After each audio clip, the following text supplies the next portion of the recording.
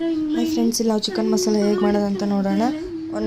ಒಂದು ಪಾತ್ರೆ ಇಟ್ಕೊಳ್ರಿ. ಆ ಪಾತ್ರೆಗೆ ಎಣ್ಣೆ ಸೇರಿಸ್ಕೊಳ್ರಿ.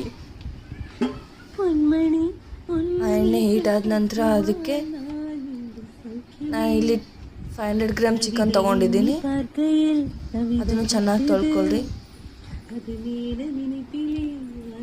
ಚಿಕನ್ ಆ್ಯಡ್ ಮಾಡ್ತಾ ಇದ್ದೀನಿ ನಾನಿಲ್ಲಿ.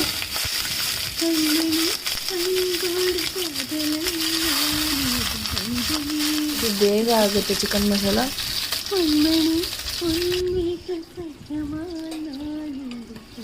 ಇವಾಗ ಅದೆಲ್ಲ ಚೆನ್ನಾಗಿ ಎಣ್ಣೆಯಲ್ಲಿ ಮಿಕ್ಸ್ ಮಾಡ್ಕೊತಿದ್ದೀನಿ.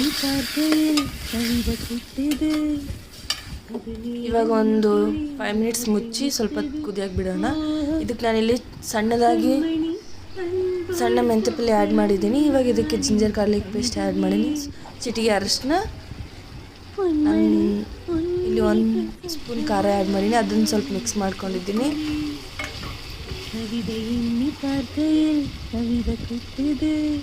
ಇವಾಗ ಅದಕ್ಕೆ ನಾನು 2 ದಪ್ಪದಾಗಿ ಹೆಚ್ಚಿದಂಥ ಟೊಮೊಟೊ ಆ್ಯಡ್ ಮಾಡ್ತಾಯಿದ್ದೀನಿ.